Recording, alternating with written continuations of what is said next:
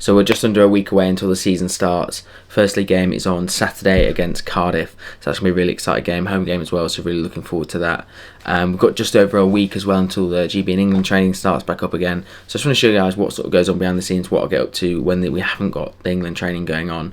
It's just club stuff only. During the break, I had a little bit of a hiatus from YouTube and socials a little bit, had a bit of a break. Went away to Girona, just cycling holiday, didn't really think about hockey, just had a proper break. So when I came back, I was ready to play, really excited to get back onto the pitch.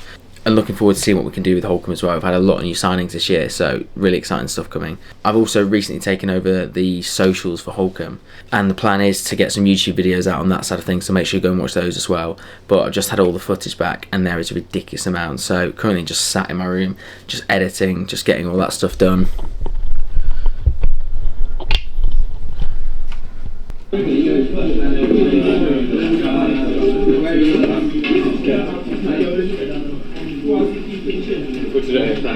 Trying to edit about 3 YouTube videos at once as well, so that's going really well.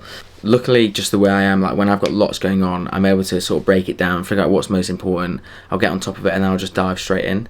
I find that's the easiest way for me to get things done. If I overplan and overthink it too much, then I end up just never doing it. So the easiest way for me to get stuff done, especially when there's lots to do, is I'll just dive straight in and I'll figure it out as I go along. Usually the plan for Monday as well would be to get a gym done and a run done.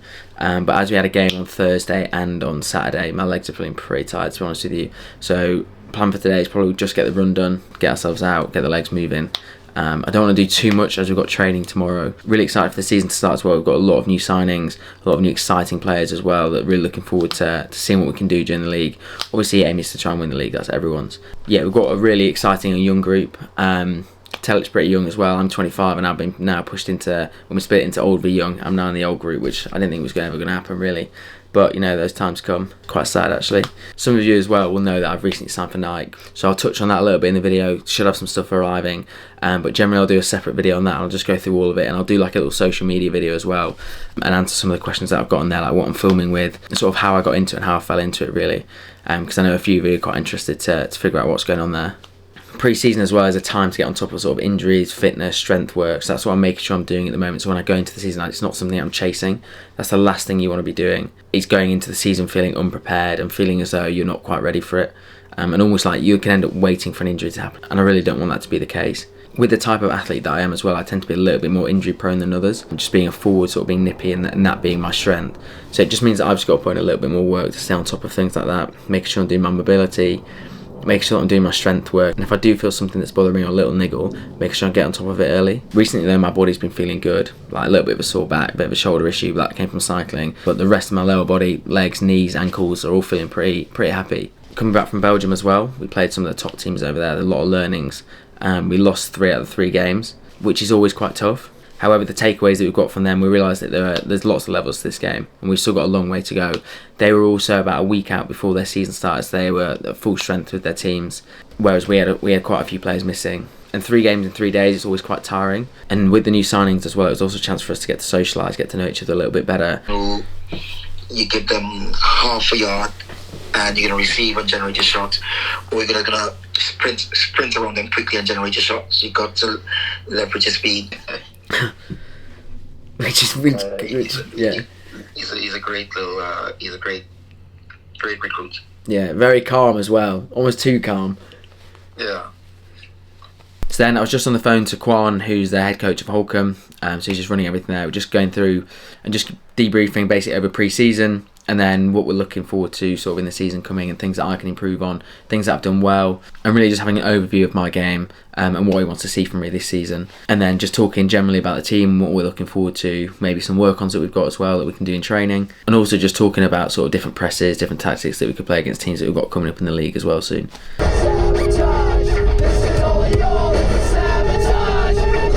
So we're on the way to get this run done. It is miserable, it's wet. To be honest with you, I really don't want to do it. I would rather be anywhere else right now, but we've got to get it done. It's part of the job, part of the job description. So to psych myself up, bit of Beastie Boys. It's not cold, about 15 degrees, but so we'll just about live. Just to be close though. But got to get out there, channel the inner David Goggins. The plan for the run is it's 10 reps on a 2-minute rolling clock of 400 meters. So it should take between a minute 20 to a minute 30 for each rep, and then you get in that 30 seconds rest. And first 5 or 6 reps feel okay, and then it goes rapidly downhill after that.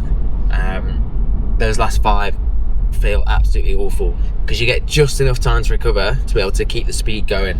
It is horrible, but it's short and sweet, gets it done. I never thought I'd say this, but it's one of the more enjoyable running sessions to do. During the rest, it's so short and you're so knackered. You don't have that time to break and realise actually how tired you are, which for some reason is weirdly enjoyable. I don't know why, but right now, yeah, I don't want to be going to do this, but I've got to get it done. I'm alive to a limit, a super death air with all the fire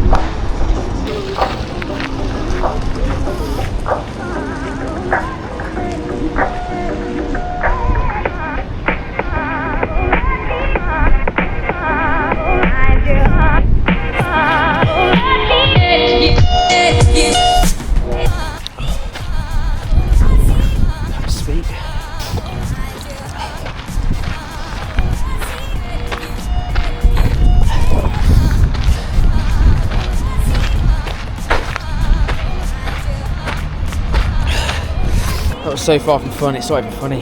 Back's feeling pretty tight and sore as well. Probably just need to get back to stretch that out, make sure it doesn't cause any more issues. I was hoping that I'd do that session with Ali, the housemate, quite a bit quicker than I am. And for some reason it's just easier to cling on to the back of someone when they're setting the pace than it is to try and set your own pace and go around. I still went through it alright time. It's just some of the ones where you need someone to really push you. Just didn't quite have that there. Just had a few bad reps that were a bit slow. Some at 135, one at 136, 37, which isn't ideal. Sun came out though, which is always a bonus.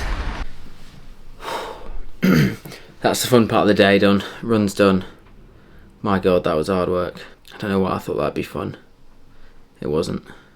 But it's one of those things that you have to get done, whether you like it or not.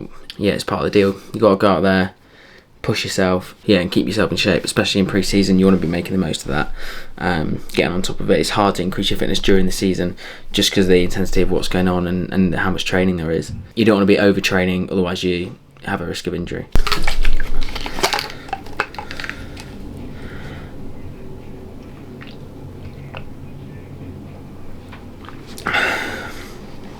I had my GPS in as well for the session, so the big eye can track what I'm doing and see the speeds and the distances I'm running. I accidentally left it in while I was driving as well, so I don't know a few top speeds there, bit of distance as well. Running's not something that I particularly enjoy, something that I have to really sort of get myself going for. It's not something I'm particularly good at. I don't glide across the ground, it's more stomp, is how I describe it. Built for running short distances quickly, not those long. So really trying to put in a bit of effort to try and keep the form when I'm running. That definitely didn't happen towards the end of that run. That went completely out the window. I was running like I'd read a book on how to run, but never actually done it before, so that wasn't ideal. I probably waste more energy with my style of running than if I run smoothly. In fact, I definitely do.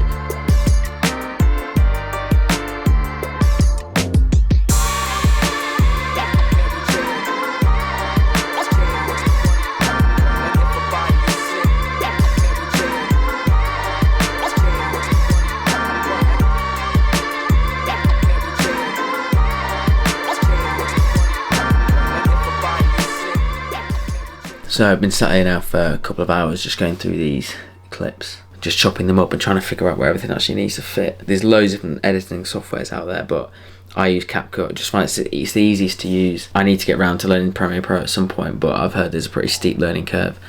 and this is definitely not the project to be doing it on. Content creation as well, it's something that I really enjoy. I've started this now, about a year ago, just over a year ago. Started with hockey videos with the chest cam here, and now making proper YouTube vlogs is something that I really enjoy. It's something that I want to keep doing. I don't want to go back and sit and do a 9 to 5, working in an office job. I did finance recruitment for 8 months and I hated it. I absolutely hated it. I wouldn't wish it on my worst enemy. Yeah, I knew it was time to quit when I was having dreams about LinkedIn, or nightmares. I don't know which way around it was, but pretty much I had one of those. And then a week later I was like, you know what, I am absolutely done. I can't be doing this anymore. This isn't for me. You got to find what you enjoy. Not everybody's going to enjoy making YouTube videos. Some people might absolutely love finance recruitment. I didn't. So that's something I won't be going back into, and I don't particularly enjoy working for other people in that sense. I quite enjoyed being able to do my own thing, which is not surprising to a lot of people that know me.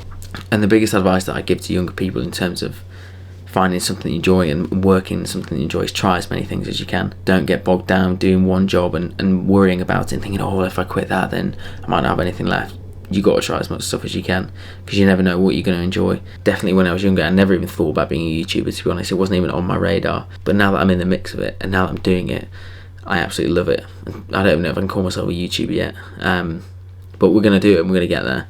It's something that even after hockey I want to continue doing, whether that be ultramarathons, cycling, triathlons, Ironmans. It's something that I really enjoy. The main inspirations for me on YouTube and socials and things like that, this guy called Dan, she's a triathlon / cycling content creator. Nick Bear, obviously, absolute goat. Ian Fons, he's massively built his own personal brand. He's doing so well at the moment with things like that. People like Luke Hopkins, Lucy Davies is another one, high rocks athlete, ultramarathon runner, absolute beast. And I think I enjoy that side of things because you get to have the challenge of actually doing the sport as well, and then you get to make the video on top of it. And it's something you can look back at, and it's something that I do as well. I look back at the videos that I've made and think, oh wow, that was actually pretty cool. I did. It's something I can go to my kids as well when they're younger and go, look, I did all these things. They're there for you to watch. You can go out and create your own story as well.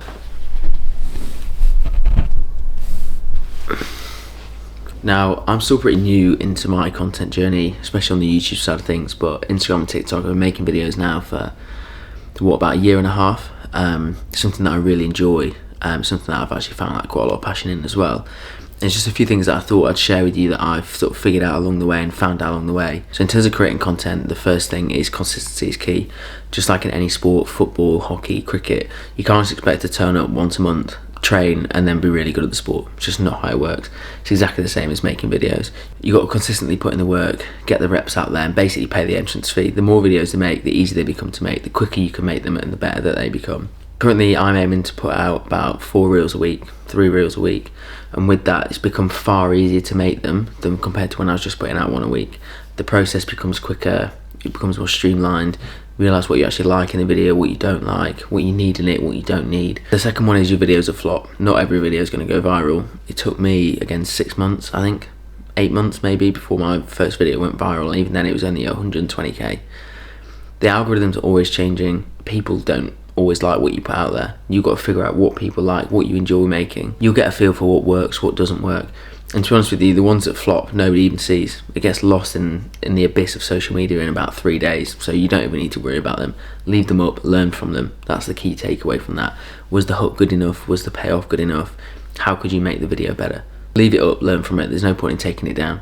For some reason, I found the ones that I put the most effort in and spend the most amount of time on seem to be the ones that don't do that well. The ones that I literally clip together and put them out there seems to be the ones that go viral and do the best. I have no idea why that's the case.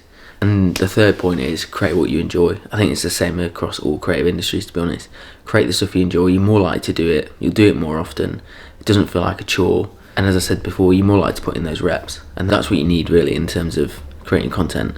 Make the things that you enjoy and not what other people tell you to. There'll be an audience for your content. You just have to find it. You have to find that niche, narrow it down, and eventually your audience will find you. Yeah, be consistent with it. Post it. YouTube for me personally, I'm still figuring out what videos I want to put out there. Really enjoy people like Luke Hopkins, Nick Bear, the stuff that they put out there I think is really enjoyable. Dange as well, I really enjoy watching that. Cinematic but documentary style as well.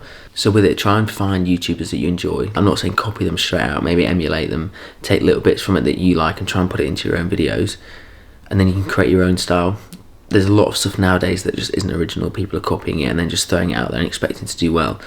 And when someone does come along that's original, they tend to just skyrocket to the top pretty quickly.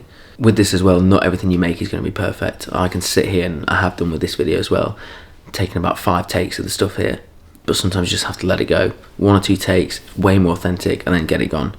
Leave the perfection at home. Again, exactly like in sport, not everything you're going to do is be perfect, and half the stuff that you're trying to tweet, nobody will notice at all. It's only you. But overall, it's something that I absolutely love. I really enjoy making it. The YouTube videos especially, they're a lot more fun than the Instagram and the TikTok ones, because you have to just put a little bit more personality in them, and the pace of the video can be a little bit slower, whereas Instagram and TikTok, you have to get something out there within the first 3 seconds. YouTube, you can take your time and work your way into the video and actually enjoy the whole process of it. So if there is anybody out there thinking, oh, do I want to do it, do I not? Sit the camera down, start talking in front of it, and just get used to it. And talking in front of the camera does become easier. Again, it's just reps, just like everything else is. You sit down, you get, even now I'm messing it up. And even talking to the camera gets easier. You got to sit down and just put those reps in, put in the work. Something else as well with these videos is it's quite easy to think that it's cringy, and that's just the way it is. There's no way around that. That's something that you get over, and it just takes time. And even now when I sit down and make stuff, I'm like, oh, is that cringy? Do I want that to go out there? But you can't overthink it. And at the end of the day, who really cares? So trust yourself, back yourself, get the camera out, sit down in front of it, and just do it. Just go for it. What's the worst that happens? You embarrass yourself a little bit. I'm sure you'll live. Ro and I are just on our way to the gym at the moment. Ro has a feeling it's going to be a pretty hard session this evening, so I think I'll go a bit lighter. Ro's on the comeback from a hamstring injury, so just talk a little bit about what you're doing at the moment. Been about 2 weeks so far, and I'm probably going to miss the first game of the season, but it's a bit annoying, but just come back stronger. And then, yeah, I think in the next few weeks I'll be back training, and then I'll be back for the second game of the season. What would you say like you've learned from this injury as well? Is there anything that you'd maybe change next time? Like obviously you did it in Belgium. It was what, second game on the bounce or something? Pretty heavy, lots of travel. Is there anything maybe you change for next time that you learn from? For me, it was a bit of a random one. Like I've not had a muscle injury before, but it's just about being super prepared, like doing all the stuff beforehand, so you can make it the least possible chance of happening. Yeah, I think as Ro just said there, it's mainly just limiting the injury risk. Like you're never going to get 100% where your body feels great or you're playing at 100%. So it's just making sure you reduce that injury risk as much as you can. In the gym today, I'm just gonna, as I think it's gonna be a hard session after Saturday's game. So a bit of strength work and then a little bit of extras, and as Rose said there, I'll just do a little bit of injury prevention.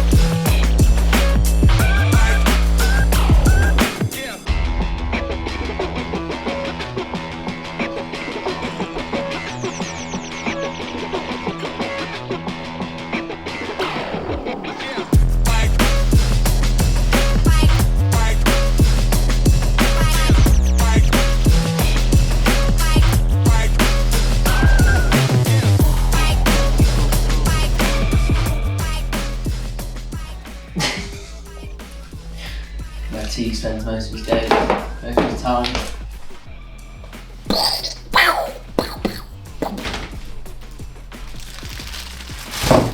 So now the plan is just for training to meal preps a beef burrito bowl.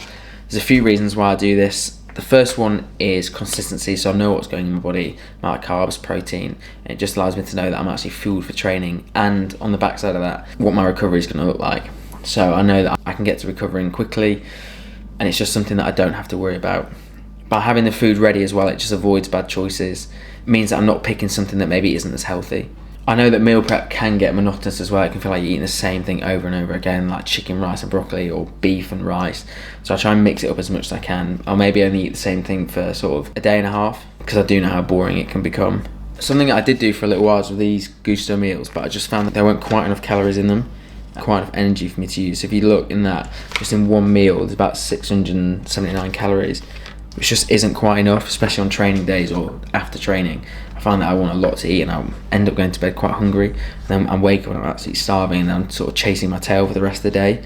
And then what seems to end up happening is I end up snacking a lot more than I usually would, which isn't ideal.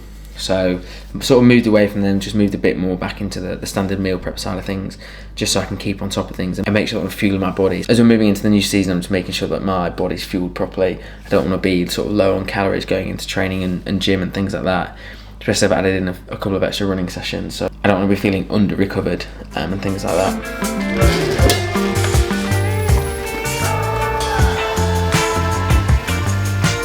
Well, what's up? Like one of these.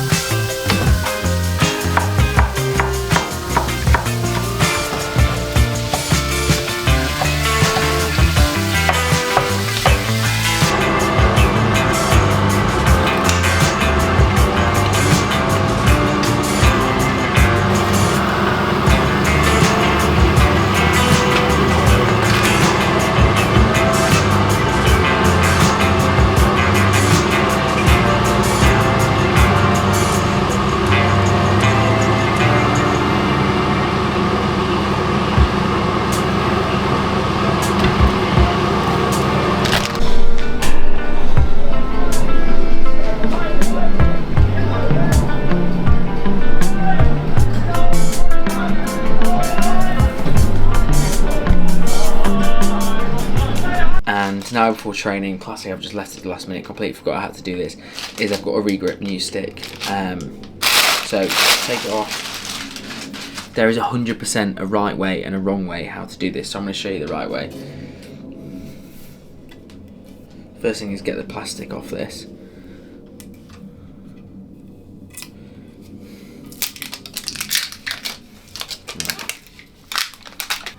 So as you'll see around here, there's a bit that like sort of dips down onto this bit here. You see how it sort of dips?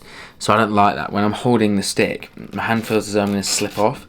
So what I'm going to do is I'm going to get some tape, go around the top there, put a bit of tape over the top, and that should sort it out once I put the chamois on top and I won't feel it. Before we get into that, you've got to wet the chamois first. So before you put this on, just makes it stick way better and it's just way tighter on the stick. So that's what I'm going to do now, just to get ahead of the game a bit with it.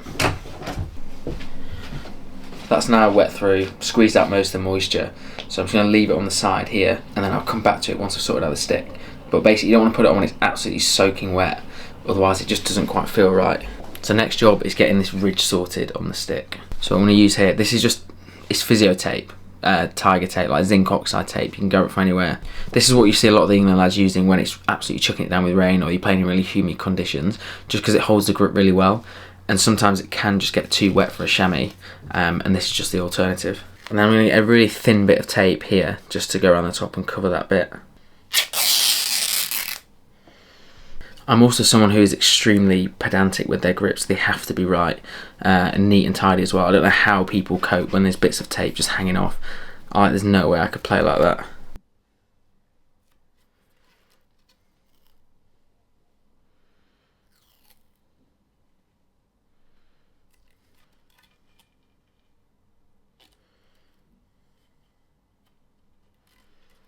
So even now with that tape round, you can see it still just isn't quite right. It just goes in a bit too much, whereas I want it to come out like that, so it gives me something for my hand to hold on to. So we're going to put a bit more tape around it. This stuff as well is extremely sticky, so I've actually had to throw that bit away because it ends up sticking to itself and there's just nothing you can do. It's just a lost cause, so you just chuck it away and start again. This sort of stuff is more precise than surgery, honestly. Alright, that's better. I put a bit of this stuff around the top. Now it gives something for the chamois to grip onto. Although even that, I don't know if I'm happy with it. I think it'll be okay.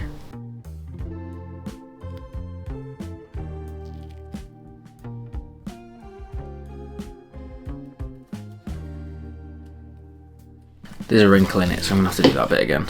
That is pretty much perfect. It's not going to get much better than that, really. Next bit for the grip is, I prefer, these are Shamrock's grips. I actually just prefer to have this on the inside. Doesn't matter which around you have it, I just prefer it on the inside. It makes it just, the look just slightly cleaner. Then what we'll do is I'll take a little bit of tape here, just rip that off, and I'll make sure I've got it the right way around, and then I'll stick it to the top part here.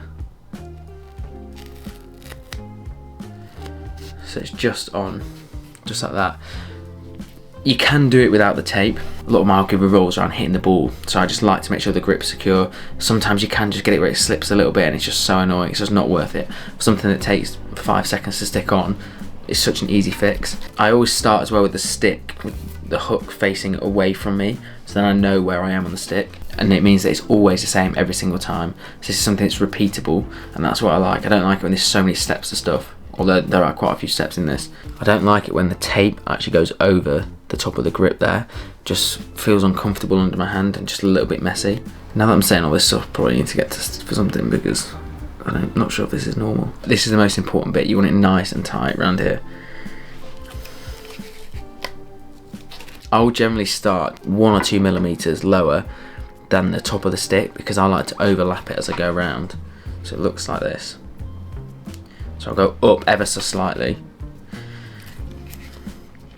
come round, and then you see how it wraps over the top here. So I can wrap it over the top of the stick and then it just stays out of the way. Nice one. You want to try and keep the overlaps as equal as you can the whole way down the stick. Gives me hand cramp every single time. That's part of the reason how I know it's done tight enough. Oh no! I've let it go. I accidentally slipped as we were coming to the end, so just got to go back and make sure it's tight. So what I'm doing there is I'm just taping it down because I like the tape to actually go the other way around compared to the grip. So as you can see, the grip goes around this way. Yeah, and the tape will actually go around that way as well, just because the way my hand twists with the stick. So I'll just flip it upside down. Then you want to make sure the tape's nice and tight.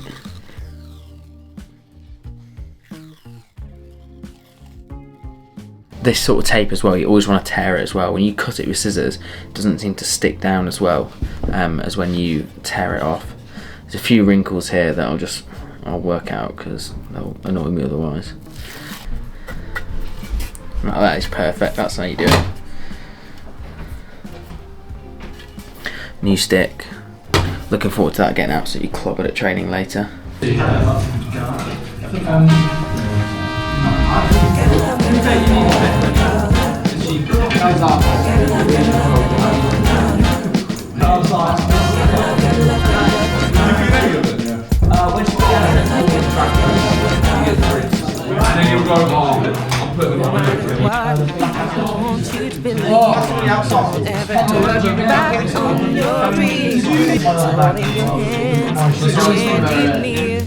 Close your eyes, listen, the sound is so clear.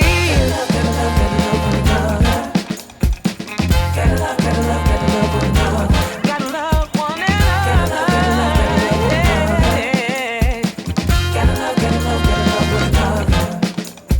Speak up, stand tall, our voice outspoken. Rise up, love all, heart wide open.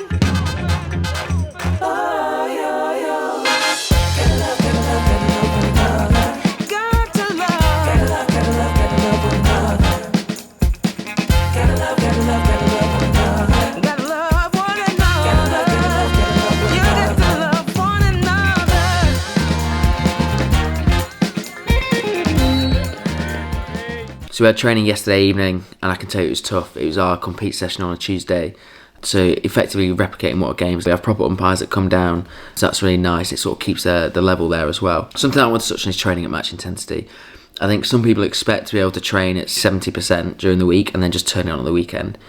Like, for example, you wouldn't practice for an exam by doing 70% of the questions and then just expect to be able to turn up on the actual exam day and do the whole thing and be absolutely fine. That's just not how it works. If you want to dominate on a weekend, you've got to train like that during the week. You can't just practice for a game at half speed. I think the other thing that does it builds that mental toughness as well, because in training we're going after it and it's intense, it's aggressive. So when it happens on a weekend, it doesn't take you by surprise. If someone comes in, put in a rough challenge, you've already had that in training, so you can sort of just brush it off and carry on. Obviously there's a few caveats to that, and you've got to make sure you don't cross the line. And I'll be honest with that, I'm guilty. Like, I want to win as much as I can, and maybe I do cross the line and just go over the limit a little bit. But just the way it is, and that happens in games. Only at the end of a training session, you shake hands, it's all done. Exactly like it would be on a pitch. As soon as the game's done, you shake your hands, and then it's all done and forgotten. Training at game intensity and game speed means that when it comes to the weekend, you don't feel overwhelmed. So when everything is charging around, there's a bit of chaos, you're already prepared for that because you've done it during the week. So Monday, Tuesday, Wednesday, Thursday, Friday, you're training. You're getting used to that, and it comes to fruition at the weekend. You're the one that's calm and composed, and you're able to make the right decision. Training slow creates bad habits as well that don't transfer to high-speed competition. So obviously there are times when you're working the technique and you're trying to figure out what works, what maybe doesn't work. But a lot of times when you're in training, you have to be training at that game intensity and practice those skills at that speed, because that's what's going to happen in the game, and that's when you're going to need them the most. And it's fine to make mistakes. A lot of times in training, people are wondering, oh, I just don't want to make a mistake, I don't want to mess up there because I'll look silly or I'll look stupid. Training is a time that you want to make mistakes. You learn a lot more from a mistake and maybe what hasn't worked than if you do it slowly and right every single time. You're not actually figuring out where your limit is, or what maybe you can't do, or what the edge of it is, and what you actually need to improve on. If you're doing it at that slow speed, you know what you're capable of. You're staying within your limits. You're not really testing yourself. The other thing is people expect you to compete at those standards. It's not just yourself that you're letting down if you train slowly and you don't really put in that much effort. You're letting down the rest of the team as well, because they want to be training at that game standard, and that's what they're expecting.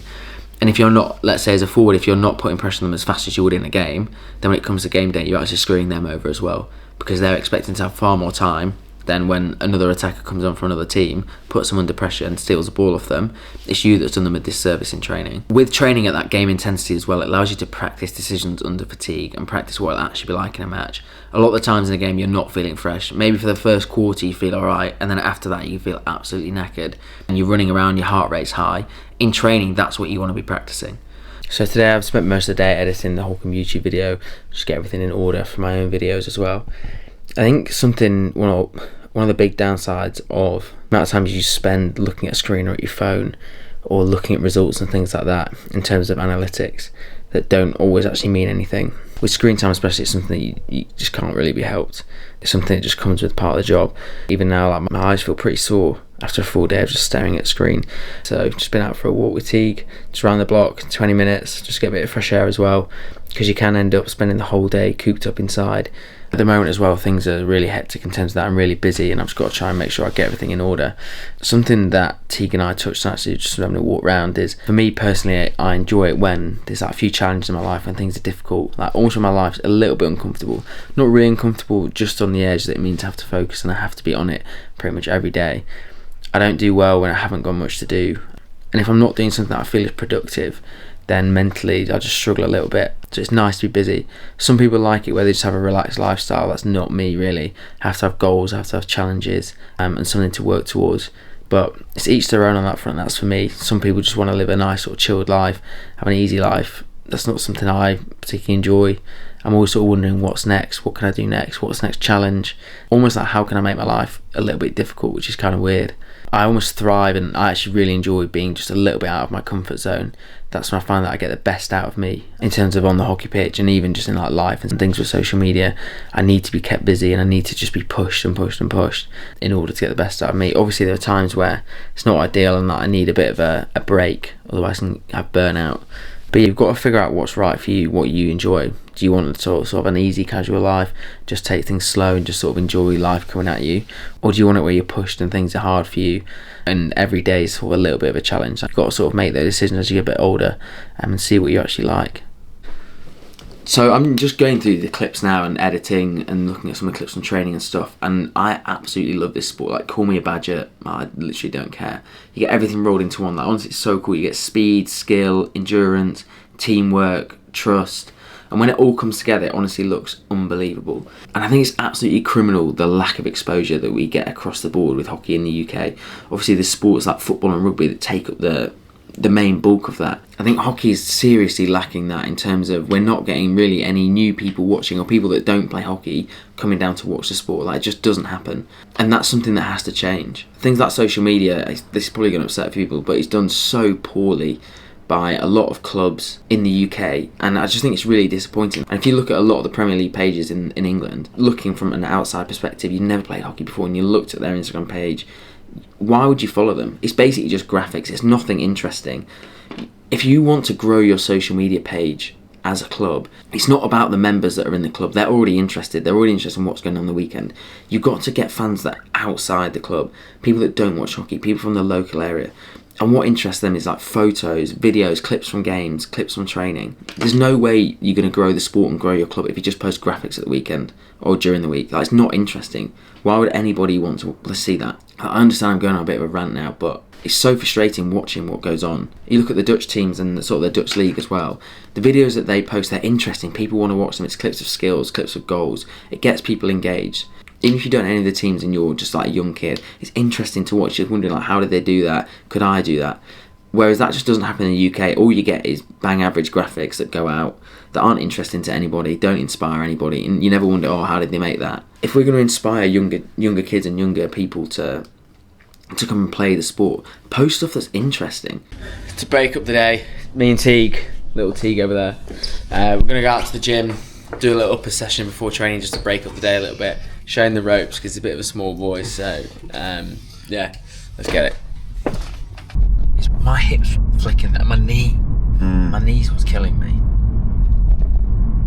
But apparently it's like, to stop the knee pain, you have to get your left foot out of the way, forward. So to give you a bit of background, on Tuesday we did a hell of a lot of flicking.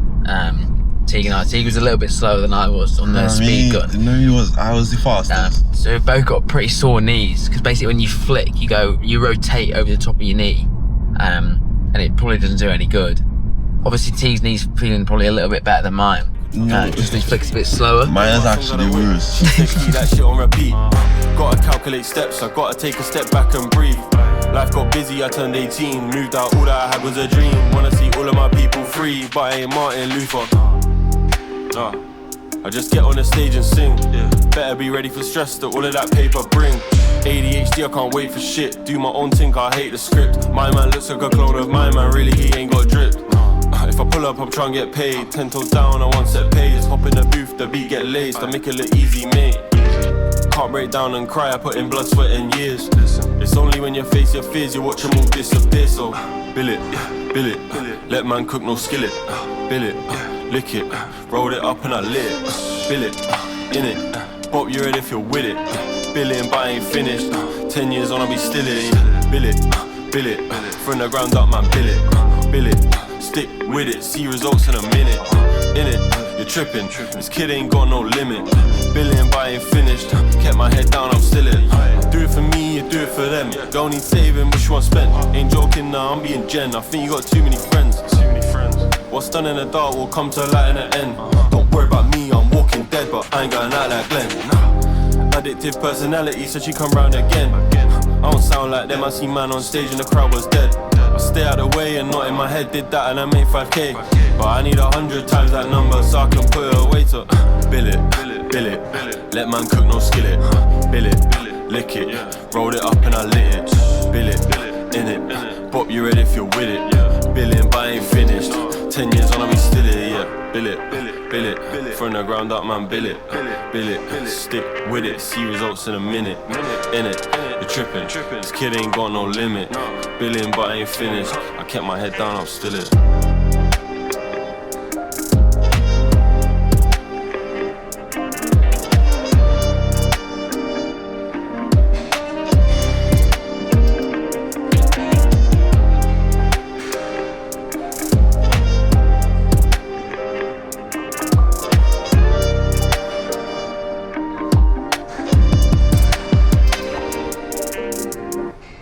I think after this session as well is when I had the most pleasure. It's like we worked hard and it's like, yeah, it felt good to put in that show, even though we dread it, like leading up to it. And you can't have a bad session because KB smells it on you before you even arrive. Go through something just around our around us on a weekly basis expectations, and get over here quickly, and then his job is done. He can stay. That's what we want. As he go, I'm keeping him here. the whole time. Okay, they're not going to get that area over. That's really important. Okay, so guys, here we go.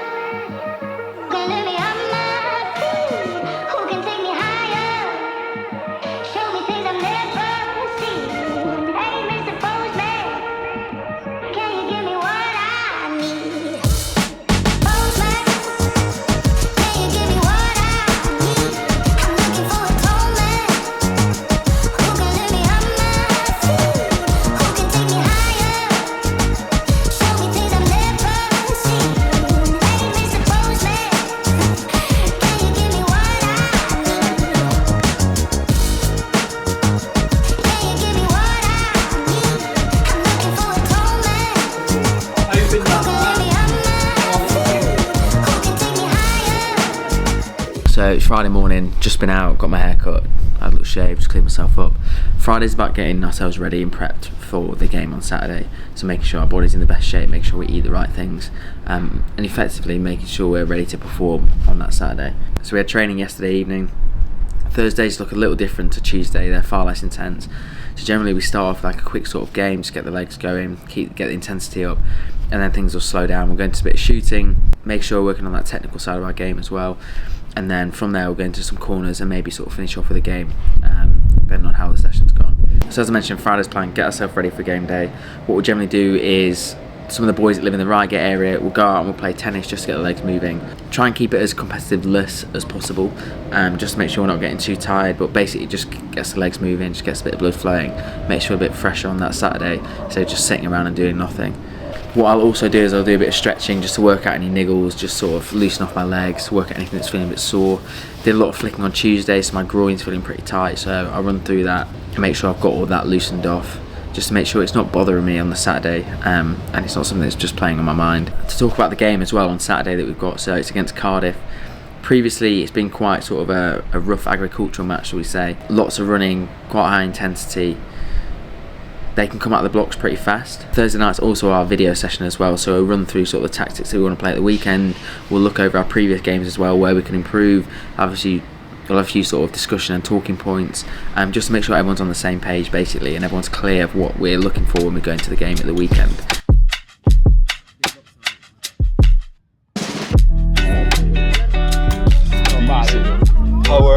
Power beat.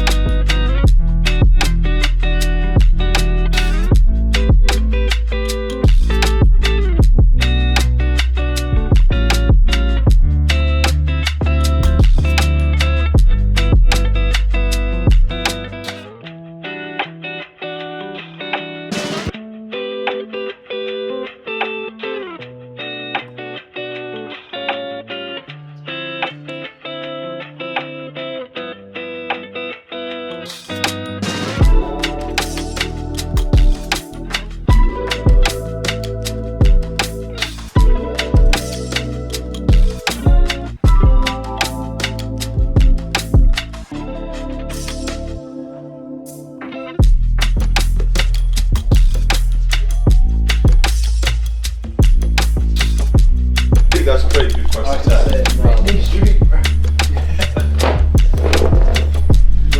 It's a bit burnt, isn't it? It's a little bit. It's a little bit burnt. Well done. So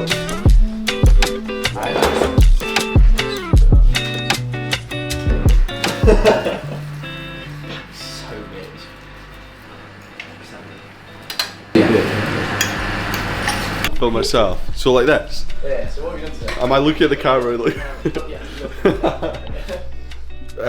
Played a bit of tennis. Camera's there, mate. Right, you do it then. No, I can't do that one. I have to do this one. You've got to it. Yeah, no, I'm back on the camera now. Just bring it around. Bit of banana bread now for the boys. Bit of pudding. We've actually, what we've done is we've. Huh? He doesn't have pudding. He doesn't have pudding. We brought the young pups round for dinner before their debut tomorrow. Just making sure they're well fed, you know, because they've just come from. What do you think of the food?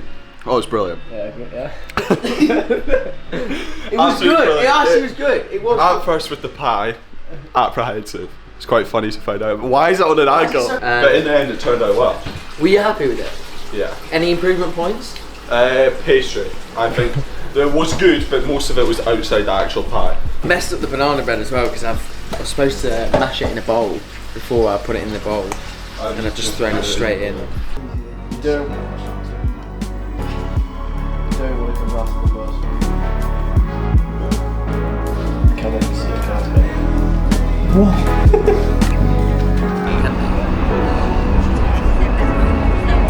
Oh, it's hot that, wasn't it? We're about to have a drawing competition. The usual Saturday morning antics. So, Al, if you had to bring it to a vote, who do you think's going to win? I think Rami will win. Ali? I think Rami will win. Yeah. The boys have spoken, so I think I'll probably win as well. But I think the question who's going to lose. Ali's got a bit of a shaky hand, so unless we're drawing zigzags, he's probably going to struggle. Morehouse is probably not even in the question, to be honest with you, with this. He therefore holds a pen like that. That is so true. The drawing, they've all done theirs. Everyone said. What are we drawing? Is We haven't decided yet. We'd probably do some landscape. Surely we do that. Well, I've done that before. That's great, because I can see that. Well, you could do Gales. No, we all got to do the same, no? Alright, we'll do the Gales shot. Okay, who's your prediction? First and last. Who's coming first? First is going to be. I'm going to go Ali. Ross. Last. Elle. Not yourself. Never put yourself at the bottom. Oh my god. Well, we'll have to see. So the plan today is we're going to draw the front of Gales. It's pretty detailed, but we'll give it a go. Oh, sweet.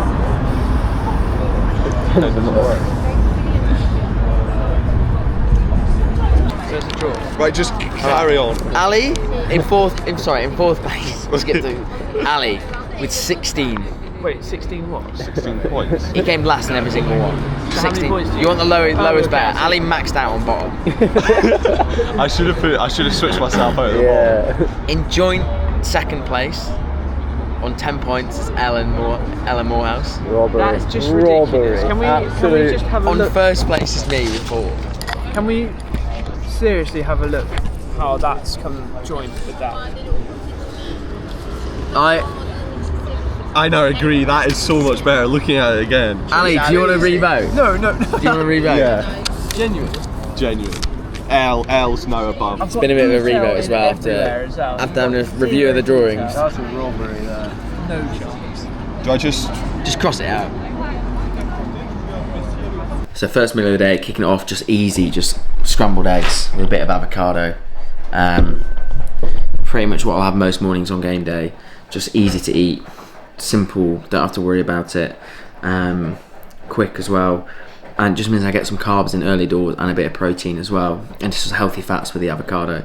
So I'll get this down me, make sure my lunch is ready, and I'll eat that generally like probably before we get in the car. It's an hour journey to Holcombe, so I'll probably just get that down me before we get in the car, or on the way kind of thing. Because our games are quite late at 6 o'clock, don't really have to rush the day. It does feel sometimes like you're waiting the entire day for the game, which can be a little bit frustrating, but a lot of time just means you can have a nice chilled Saturday. You're not scrambling around, getting all your kit sorted. So I don't really have to have my kit ready right away. It's nice. So now what we'll do is I'll just run you through some of the things that I take on game day as well. So some like the supplements and just like bits of extra energy effectively. So the first one is this caffeine gum I'll take, generally just because it allows me just to feel a bit more awake and focused when I'm playing. And I also don't like having a coffee or like a Red Bull before a game, just makes my stomach just not feel great. This stuff as well just hits a bit faster. The only disadvantage that I have with the caffeine gum is that after the game, because I've had it so late, I'll generally be taking it around 5:30. Post game I'll just struggle to sleep. It's sort of something you have to sacrifice on game day. So the second thing that I'll be taking is this Nutrition X Hydro Fuel Isotonic Sports Drink. Effectively what it is like a carb drink mixed with some electrolytes. So what it does is it gets the right amount of carbohydrates in your body, and it also keeps you hydrated with the electrolytes. It's just a good mix. And then finally, the last thing that I'll take are these Squares bars. This is a new flavour, honeycomb chocolate. I've never tried this before.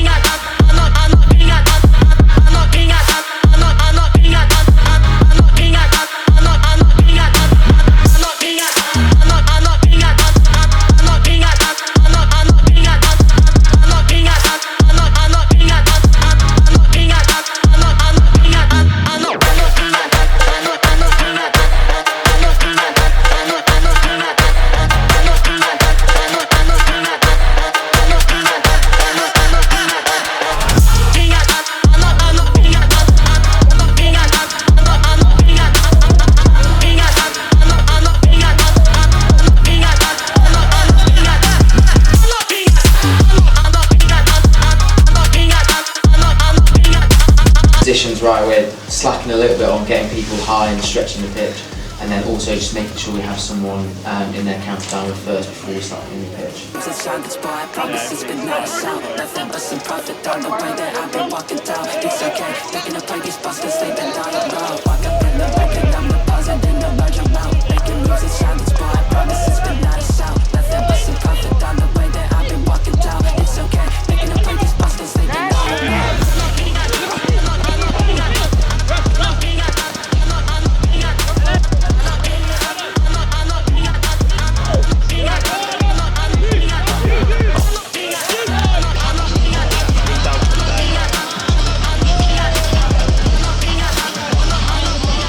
I thought the game was really good. Like as a team, I thought we gelled really well. You can see some of the stuff that we're doing in training as well, like coming to practice a lot. So that's really exciting to see, like especially with a lot of new players. I thought we gelled really well. The chemistry looked really good, like first game of the season. At the start as well, you could see we were building into the game especially. And then once the second half came around, like it was really good to see that we had a lot of the ball sort of dominated it and spent a lot of time in their half. Personally, like, it's always good when we win. As a forward, that I want to try and score as much as I can, but didn't quite manage to do that today. But like, still really enjoyable to be around the boys. Got on the ball a lot as well, so like nice to sort of build that chemistry with the lads as well. Figure out where people sort of want to get the ball, want to pass it from. And I think like for the season coming as well, I think we'll have a lot of connections, like, a lot of chances to score. So yeah, really excited for what's to come. So it's Sunday evening now. It's been a very chilled day. And just sort of recovering from the game, taking things nice and slow. First game of the season yesterday, body's just sort of not used to playing games like that. So it really takes knocks the wind out of you. Really quite tiring. Tomorrow we're back in with the GB and England stuff, so we've got testing, just some gym testing, just to make sure we're on top of things and sort of see where we're at as well, for the start of the season.